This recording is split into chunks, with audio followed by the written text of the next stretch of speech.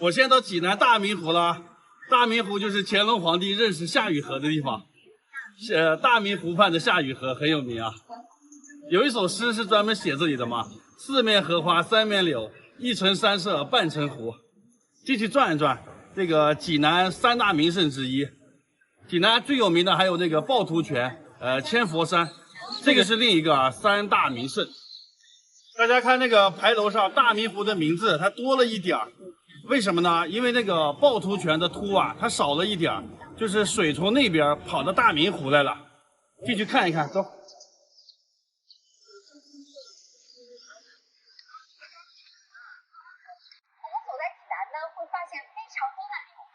那柳树呢，也是济南市的市树。济南市的市花呢，就是荷花。当年刘凤诰啊，写下了济南市的市联，叫做“四面荷花三面柳，一城山色半城湖”。我们来看一下这幅联啊。首先呢，它是一个数字联，4对3，1对半。其次呢，它把济南市的市树和市花以及整个大明湖的样貌呢，都描绘在其中了。那当年刘凤诰啊，在参加殿试的时候呢，乾隆皇帝呢看他是一个独眼龙，就想呢我就考考你，看看你是不是真的有才能。于是呢，乾隆皇帝出上联，说独眼岂能登皇榜。刘凤诰呢不加思索的答出下联，说半月依旧照乾坤。那乾隆皇帝还是不太服气，就又出上联，东起明，西长庚，南起北斗，朕乃摘星汉。刘凤诰想了一下，说春牡丹，夏芍药，秋菊冬梅，臣本探花郎。那当时呢，乾隆皇帝呢就钦点他为探花郎。后来呢，任到了山东，做了山东布政使。我们山东的老百姓啊，就经常说刘凤诰啊是问皇帝要了个官来当的。那么当年呢，他在济南为官，来到大明湖以后呢，为眼前这一片大明的景象所震撼，留下了四面荷花三面柳，一城山色半城湖的千古绝唱。站在大明湖的北岸是可以看到对面的千佛山的，就是这座山，它像不像一个卧着的佛像啊？这边是头，这边是身体，这边是腿。天气好的时候，千佛山可以倒映在湖面上，这个叫卧佛倒影。大明湖还有一个神奇之处，就是这湖里面没有水蛇而且呢，这湖里面有青蛙，但是不会叫，很神奇，现在还是未解之谜啊。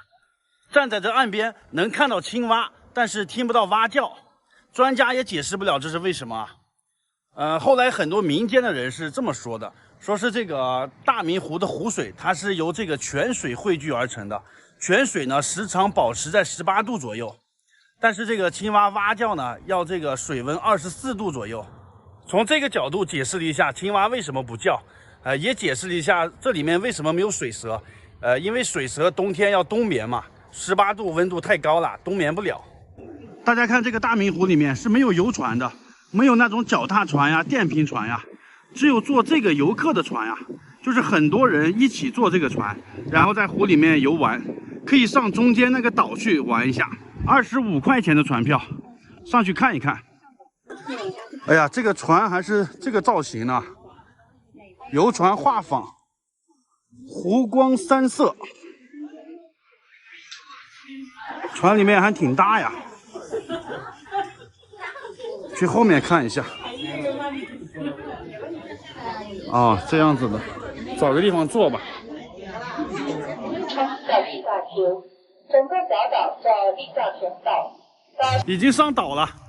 大明湖的水特别浅，最深的地方才5米，其他地方都是2、3米啊。岛上特别的小，1分钟就可以转一圈，而且岛上种了很多柳树。当时乾隆皇帝也来过在这里住过2晚。当时他就住在这个房间里面。还有一个立夏亭也比较有名。这3个字就是乾隆皇帝当时在这住的时候写的，现在刻到石碑上了。这里有个对联写的“海佑此亭古，济南名士多”，这是杜甫写的一首诗，就是说济南这个地方出了很多名人。这就是立夏亭文人墨客就在这亭子里面写诗赏景。济南名士多，济南最有名的名士就是辛弃疾和李清照。辛弃疾是豪放派的诗人，李清照是婉约派的诗人，他们都是济南的。大家还知道哪些济南名士吗？好了，这个视频就拍到这里了，谢谢观看，拜拜。大家好，我现在在山东济南，济南又被称作泉城，泉水的泉，因为这个城市有好多的天然山泉水，就从这地底下涌上来的。这里就是一个取水点，这个地方叫白石泉。你看，当地很多人拿着矿泉水桶，拿着各种瓶子罐子来这里取水，打满水了就滴回家了，免费的取水点。这都是天然的泉水。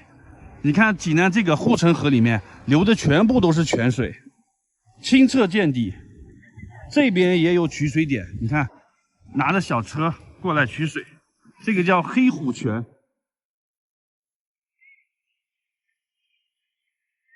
这里有5个取水点，这样直接流下来的，拿着桶来打。太小了这瓶子。这太小了，没事。拿个大的我拿不了，它改平了。拿个大的来顶用。不是大的我拿不了，摇不起。啊，拿个小推车嘛。拿小推车去不了，太沉了。我要这样，不要推高。应该拿个这个小车，打好水以后直接就拖走了。这个黑虎泉的水可以直接喝的，啊，特别清凉。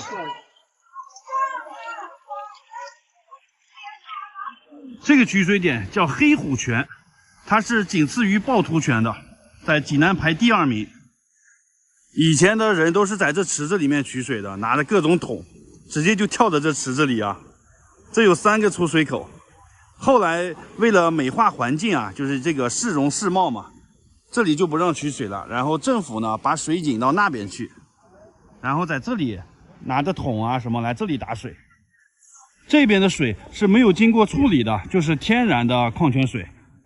你看在这里呢有一个喝水点，这个是经过过滤的，一按这个就可以喝了。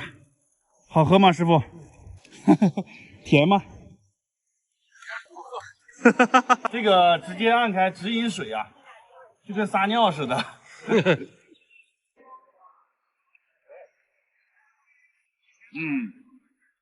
在这里打水也不错吧？这个习惯已经延续上千年了。济南有72名泉，黑虎泉虽然排第2名，但是这个黑虎泉更亲民，就是当地老百姓啊都来这里取水。第1名的趵突泉，因为它是一个旅游景点，需要收门票的，反而没有人去那边取水。黑虎泉就是从这个洞里面流出来的。就是现在保护起来了，这里有玻璃给它隔住了。这个洞高2米，这个泉水深是3米。现在隔着玻璃可以看一下里面啊，看看这个泉水里面是什么样的，扔了很多硬币啊。这个黑虎泉的出水量非常大，这里是3个虎头，就是从这里流出来的，下面有那个管道。这里面还养着金鱼呢，水没有多深，从这里就汇入那个护城河了。护城河上面可以走船，以前这边都是有城墙的，现在都拆了，光留下一个城楼，就这个解放阁。这就是以前的济南城墙。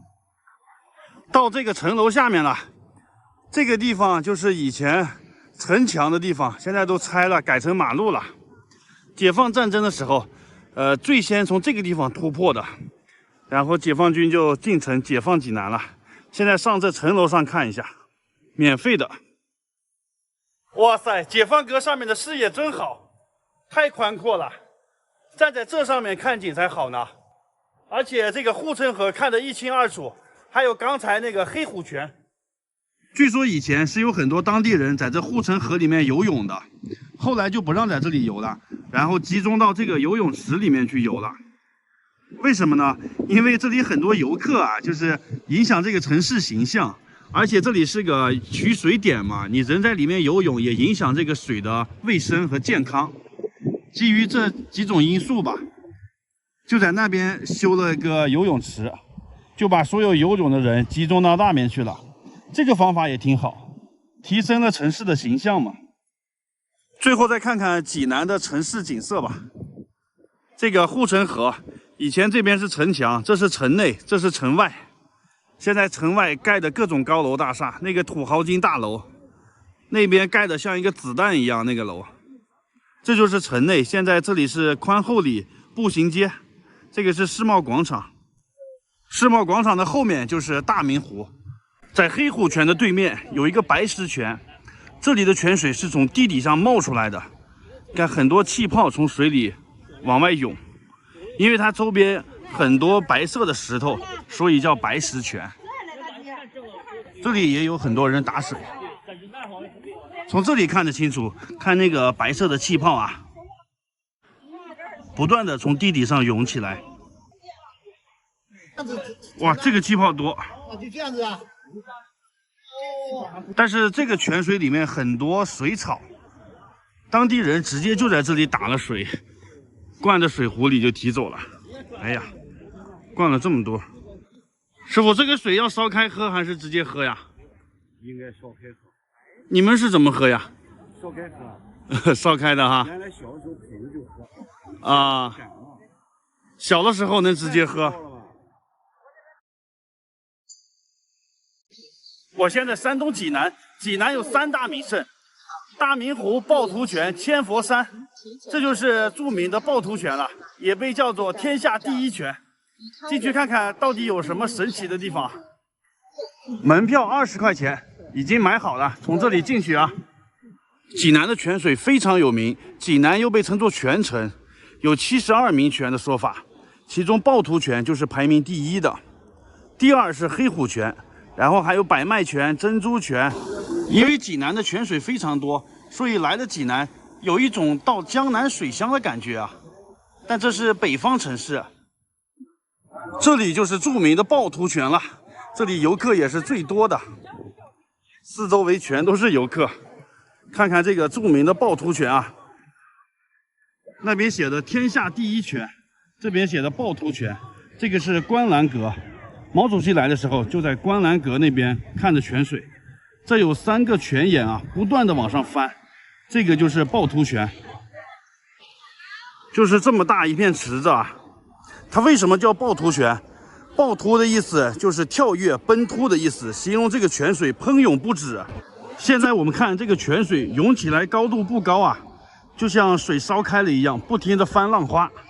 在元代的时候，它涌起来很高，有1米多高。看后面观澜亭上面有一副对联，那个是元代诗人写的诗，写的3尺不消平地雪，40长吼半空雷。那什么意思呢？就是说这个雪白的泉水啊，喷起来3尺高，3尺就是1米左右，40长吼半空雷，就是喷起来的这个泉水就像打雷一样，特别的响，那声音很大，就咕嘟咕嘟往上翻那个声音。通过元代诗人写的诗，我们就知道这个趵突泉在元代那时候喷得非常高。那边还有个对联，写的云雾润真画不住，波涛深震大明湖。这是什么意思呢？那个画就是济南这边有个小山叫华山，云雾润真的意思就是说这边冬天它不是结冰了吗？但是这个泉水是常年18度的，它喷涌出来以后，那个水蒸气弥漫在这个冰面上，连那个华山都挡住了。波涛深震大明湖，就是它这个形容水声啊，非常的大，在大明湖的时候都能听到它这个波涛翻滚的声音。现在趵突泉的泉水已经比古代小了很多了，这就解释了为什么济南迟迟不建地铁。最近这2年建好地铁呢，也是远离这个泉水，建在那个郊区啊很远的地方，就是要保护这个地下泉水啊。如果哪一天济南没有泉水了，那这个城市也就失去灵魂了，所以要保护好这些泉水啊。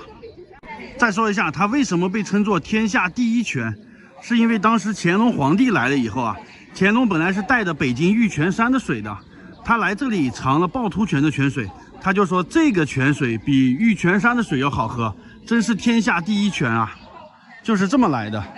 你看这里有一个碑，这个是康熙先来的，康熙来了以后写了鸡湍2个字，形容这个泉水很激流、很湍急。后来乾隆来了，在他这个碑的后面也写了一首诗。乾隆是来了2次，第2次来的时候，山东这边是大旱，乾隆就带领这边的文武百官和百姓祈雨。果然呢，这个有求必应，下了3天3夜的大雨啊，这个趵突泉就重新喷涌了。这后面记的就是这件事。以上这就是趵突泉的故事啊。到这里一定要合张影啊，再去别的地方转一下。大家好，我现在在济南。济南有3大名胜：趵突泉、大明湖，还有千佛山。现在就进千佛山里面看看啊，名头很大。爬到半山腰了，这风景不错吧？视野很开阔。门票是30块钱，周1和周5是半价，15块钱。我今天没来对啊，今天是礼拜6，全价。后面那个铁杆是干嘛用的？那么高，还要继续往上爬，好累呀！现在先锻炼一下，过几天再去爬泰山。走，到山顶了，好晒呀！山顶有一个亭子，这里视线真好。这山上没有卖水的地方啊。看这个风景啊，视野太好了。停这里看一看，唯一有遮阳的地方，能看到整个济南市区啊！哇塞，那里还有一个更高的地方，到那个地方看一看，那里人少啊。现在好渴呀，但是上面不卖水，我也是醉了。山顶的视野太好了，就是有点晒啊，我打个雨伞。可以看到济南的全城，可以看到济南真的是高楼林立啊，密密麻麻的盖的，全是各种房子。从这里也可以看到大明湖。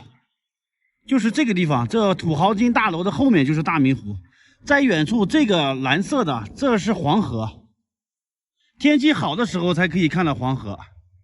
这个是济南第1高楼，像一个食指一样啊。看到这个济南美景，你就知道为什么千佛山能和大明湖、趵突泉并列成为济南3大名胜之一了。历史上的济南指的就是大明湖这一小片范围。可以看到，现在济南的规模比以前大了10倍都不止啊！济南现在是往东和往西2个方向发展。往东那边现在最火的是融创乐园，刚开业的，经常在抖音能刷到。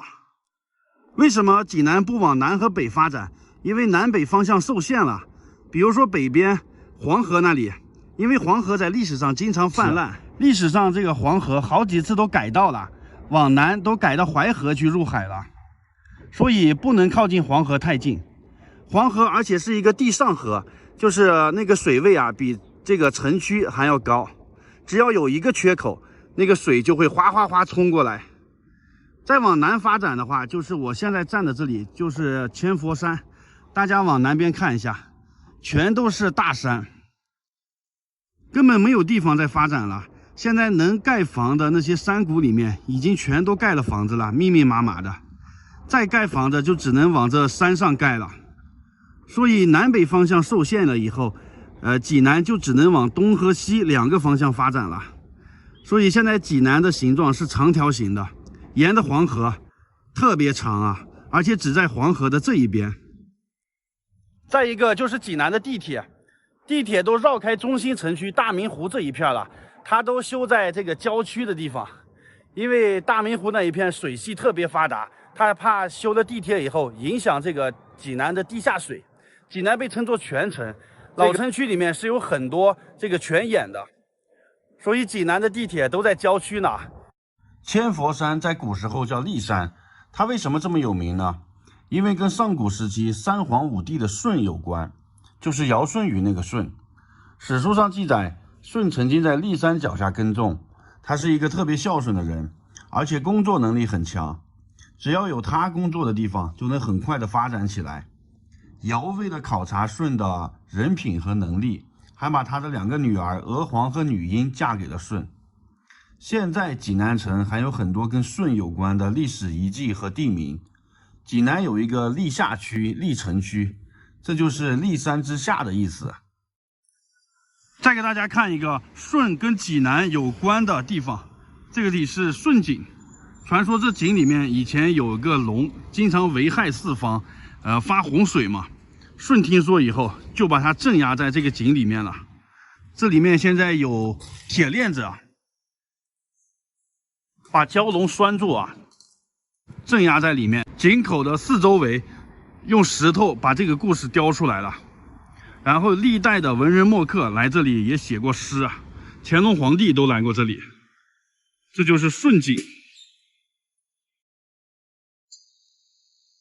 大家好，我现在在济南。济南是著名的泉城，有72名泉的说法。刚从趵突泉出来啊，趵突泉是排第1的，排第2的是黑虎泉。这2个泉都带大家看了一遍，再去别的泉水看一下，也很有意思。趵突泉的北门就是五龙潭，这里也是一个著名的泉水，有5条巨龙立在门口，下雨的时候龙嘴里面就会喷水出来，叫做五龙吐水。这就是五龙潭了，环境非常的美。这个地方以前是唐代大将军秦琼的故居。前面这个潭水本来是一片平地，有一天晚上就是电闪雷鸣，下了场大暴雨。早上起来看的时候呢，这地就塌陷下去了，深不见底。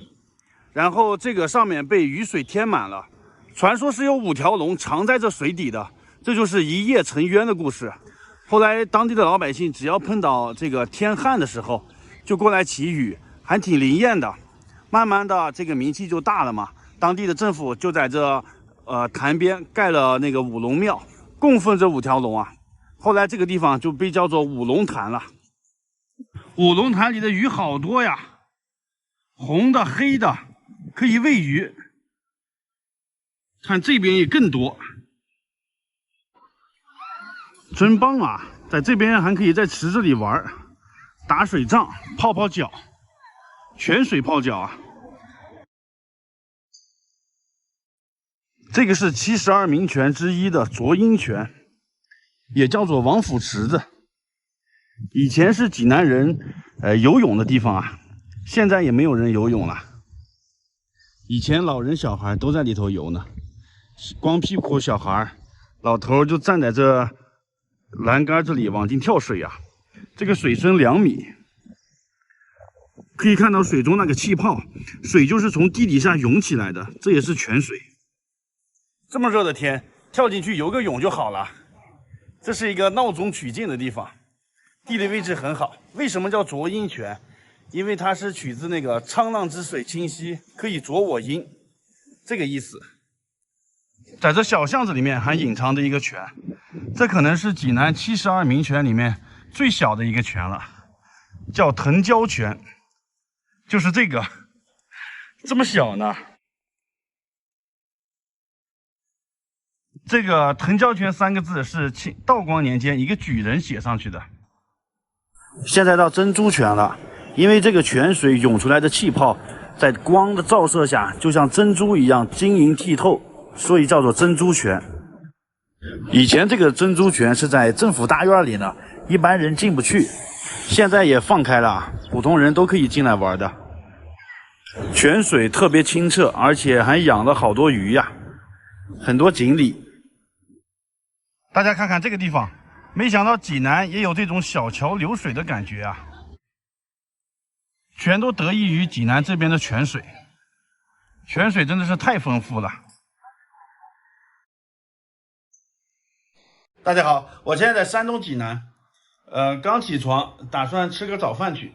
济南作为山东的省会啊，消费还是挺高的。这个视频带大家看一下，在济南一天要花多少钱。走，早上简简单单吃个早餐，营养早餐，蛋炒饭、豆腐、鸡腿、南瓜粥。鸡腿4块5，豆腐4块。一共是13块。怎么样？营养早餐？每天的消费就是吃饭加住宿。今天住在7天，7天是个快捷酒店嘛。我住的这个是特价房，99块钱一天，一个大床还可以吧，我一个人住。我一般出来住宿都是100块钱以内，很少超100块钱，因为一个人没必要住的太贵，节省旅费嘛。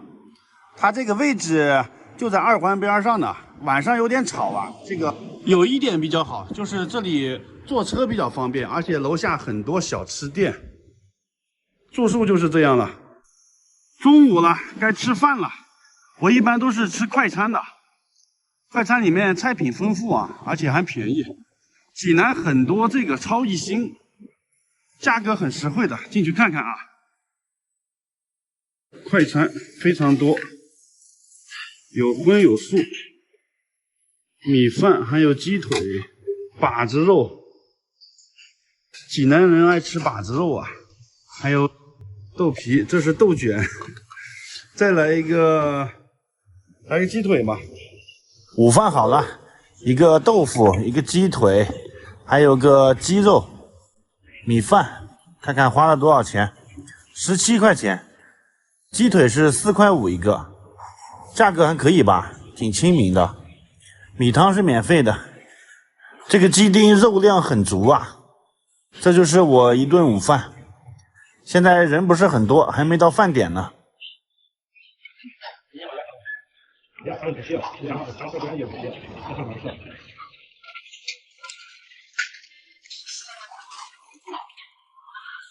本来想买个夏天的衣服，去优衣库转了一圈没买到，因为优衣库都是小号没大号，它最大的是1个叉的，我要至少穿2个叉的。后来没办法，又去李宁转了一圈，买了个 T 恤299，然后又配了个裤子，也是299，一共花了598。现在买衣服好贵呀，都不打折的，原价卖。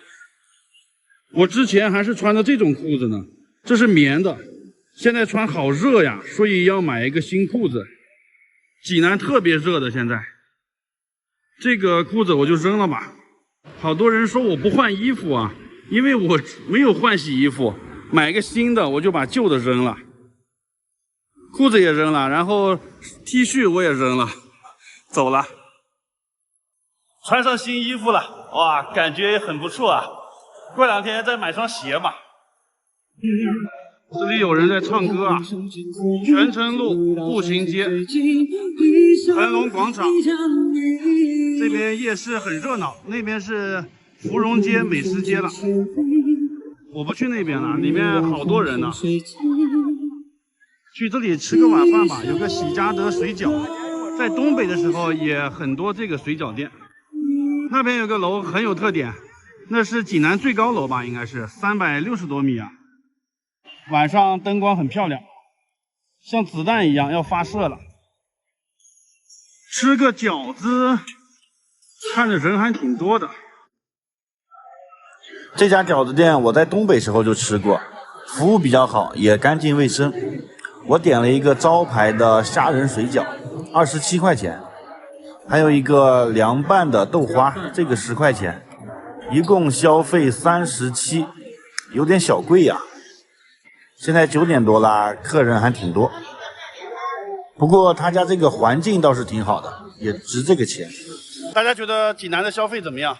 除了我买衣服的这个钱，就是吃饭住宿加旅游景点、买水、坐车，差不多花200多吧，不到300块钱。这个消费高吗？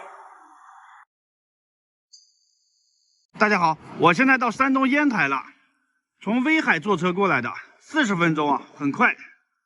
烟台这个火车站看着像是一个贝壳，造型还是挺特别的。第一次到烟台啊，一下火车打算去坐一下这边的那个观景公交车，就是这个双层大巴。之前我在威海坐过威海的那个观景大巴，特别的好看。体验完威海的，这次也来体验一下烟台的，对比一下看两家谁家的好。车来了，17路双层的。这个车是沿着海岸线在走，所以叫观景旅游车。人很多啊，前排位置抢不到了，只能坐到后面去了。1块钱，外观看着很普通啊，去里面看看。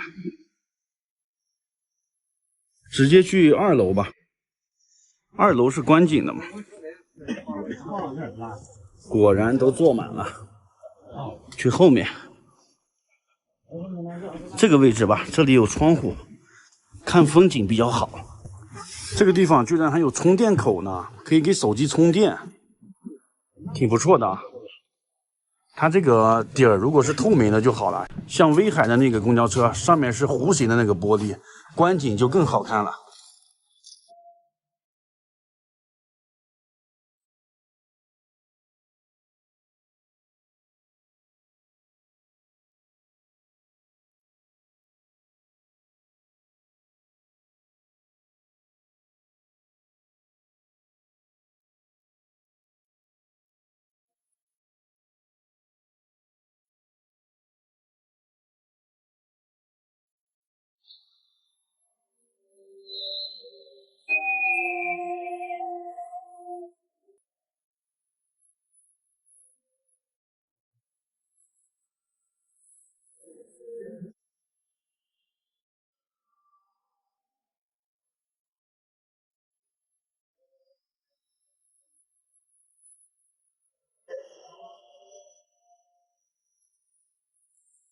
下车了，再往前走，它就不在海边，它只有一半的路程是沿着海岸线在走，再往前就在市区里了，没啥意思，所以就提前下了。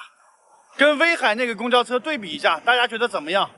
如果你没坐过威海那个，你就觉得烟台这个也不错啊，但是你只要坐过威海那个，就觉得这是什么呀？啥也不是，不怕不识货，就怕货比货。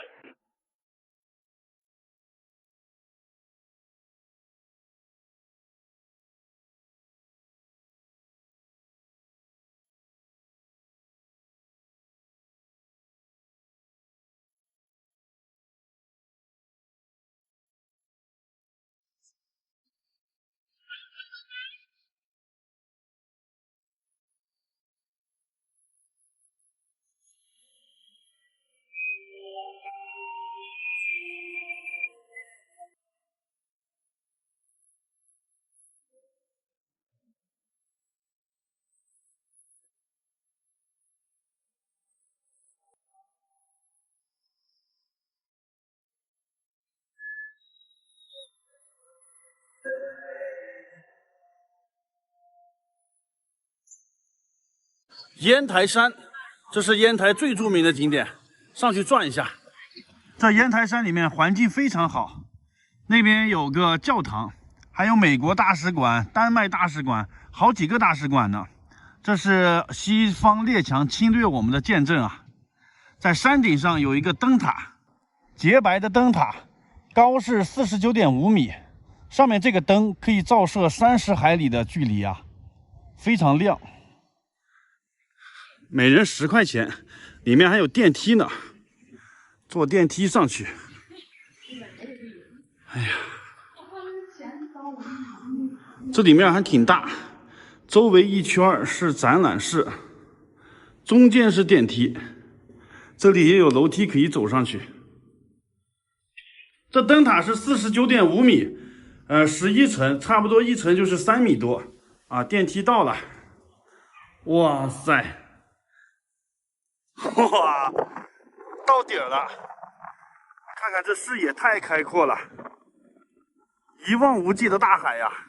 这边就可以看到烟台的全景。果然是站得高，看得远啊！往下看一下，害不害怕呀？将近50米的高度。那边是港口啊，停了很多船。转一圈，看看这四周围有什么呀？海上面雾气非常大，这里有一个防波堤、防海浪的嘛。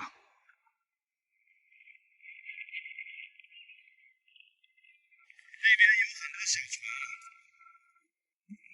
看看烟台市区的景色，那个应该是最高楼吧？那楼顶上还有个长长的天线。在海边全都是高楼大厦。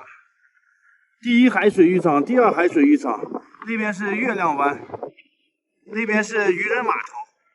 这灯塔上的风好大呀，吹得很厉害。烟台也是著名的旅游度假胜地。给大家讲一下烟台这个城市名字的由来，跟下面这个烽火台有关的。烟台离日本很近，在明朝的时候，有那些日本的倭寇、日本的浪人，他们就经常驾着船来这边，就是打劫呀、骚扰这边，所以我们就建了这个烽火台。只要有日本倭寇来，白天的时候我们就点烟，晚上的时候就点火，起一个警示作用。后来把这个点烟的烽火台改名叫烟台，这就是这个名字的由来啊。当时沿着海岸线建了很多烽火台的，现在只保留下这一座了，而且也作为旅游参观来用了，失去它原有的那个功能了。大家来烟台旅游的话，建议先来灯塔这里转一下，这里风景真的是太棒了。在灯塔上面先俯瞰一下烟台的全景，对这个城市有一个整体的印象。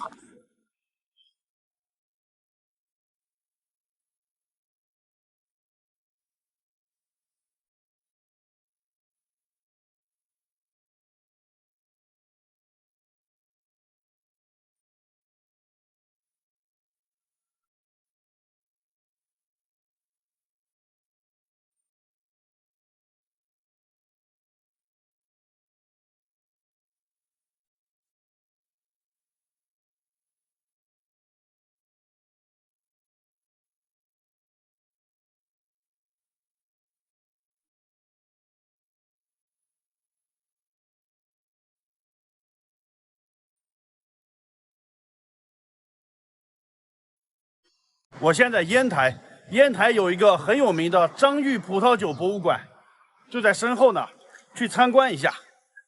这里就是博物馆兼工厂。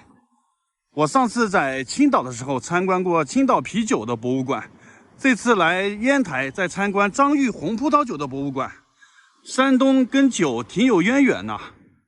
买票进来了，它这个门票是分两种的，一个80的，一个150的。80的可以参观一遍，然后品尝2款酒，150的呢可以品尝4款酒，还多参观一个展览。我买的是80的。这个就是张裕葡萄酒公司的创始人，他叫张弼士，在1892年投资300万两白银，创建了这个酒厂。他是广东梅州人。这个酒厂为什么叫张裕葡萄酒？因为他取了一个昌裕兴隆的意思，他姓张，取了一个裕字，就是张裕。张裕葡萄酒在1915年的巴拿马万国博览会上获得了金奖。这有一个酿葡萄酒全过程的展示，用这小玩偶来展示出来。第一步是摘葡萄，第二步把葡萄送到酒厂，第三步就是酒厂来破壁，就是压榨，把葡萄变成葡萄汁，然后把葡萄汁抽到大木桶里去，然后放到地下酒窖里去发酵，最后验酒，然后就是洗瓶、过滤、消毒，就可以包装往外卖了。用马车运出去啊，放到商店里开始销售，整个流程就是这样的。现在要去地下酒窖里参观一下了。就是从这里下去的38级台阶，这是在地下7米呢。因为这里离海边很近的，所以这个地下酒窖在海平面以下呢。我走到这下面越来越冷了，比较阴冷潮湿啊。哇塞，好大呀！都是这样拱形的门呢。这里面全是储存的葡萄酒，就是这样大木桶。看看这边，这边的桶更大呀！哇塞，怎么没有人呀？这下面只有我一个人。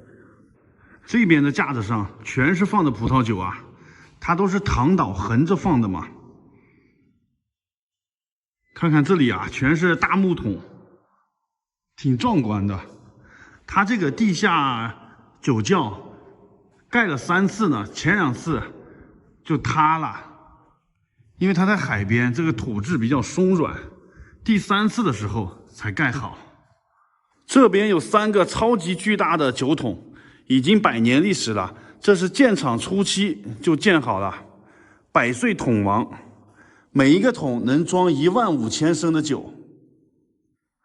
这是当时亚洲最大的橡木桶，跟这些桶比一下，你就知道它有多大了。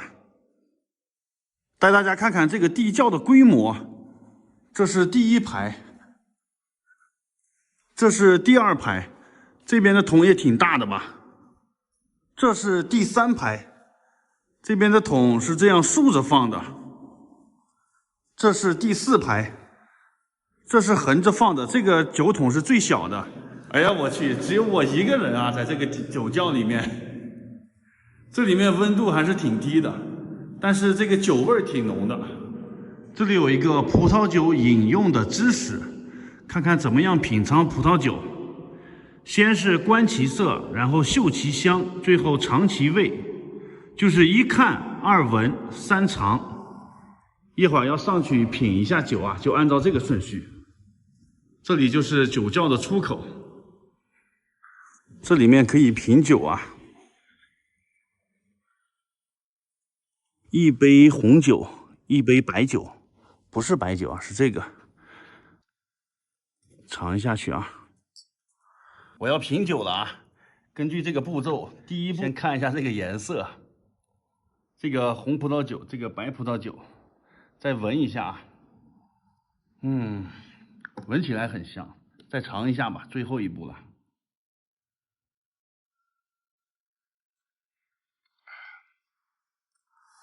红酒喝起来没什么特别感觉啊，再尝一下这个白葡萄酒。